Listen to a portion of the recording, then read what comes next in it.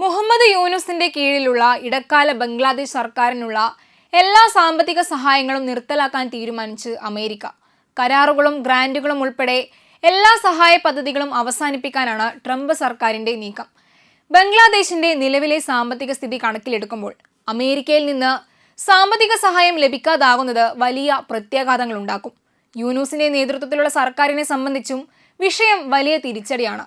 സഹായം നിലച്ചതോടെ വലിയ വെല്ലുവിളികളെ രാജ്യം അഭിമുഖീകരിക്കേണ്ടി വരുന്ന സ്ഥിതിയിലേക്കാണ് ബംഗ്ലാദേശ് നീങ്ങുന്നത്. യുക്രൈൻ അടക്കം ചില രാജ്യങ്ങൾക്കുള്ള സാമ്പത്തിക സഹായം 90 ദിവസത്തേക്ക് മരവിപ്പിക്കുന്നതായി അമേരിക്കൻ വിദേശകാര്യ സെക്രട്ടറി മാർക്ക് റൂബിയോ നേരത്തെ തന്നെ അറിയിച്ചിരുന്നു. മറ്റു രാജ്യങ്ങളിൽ നടപ്പാക്കി വരുന്ന സന്നദ്ധ സഹായ പദ്ധതികളും വികസന പദ്ധതികളും നിർത്തിവെക്കാനും തീരുമാനിച്ചിരുന്നു. അമേരിക്കയുടെ പുതിയ വിദേശ നയങ്ങളുമായി പൊരുത്തപ്പെടുന്ന സാമ്പത്തിക സഹായം മാത്രം തുടരാനുള്ള പദ്ധതികളുടെ ഭാഗമാണ് ഈ നടപടി.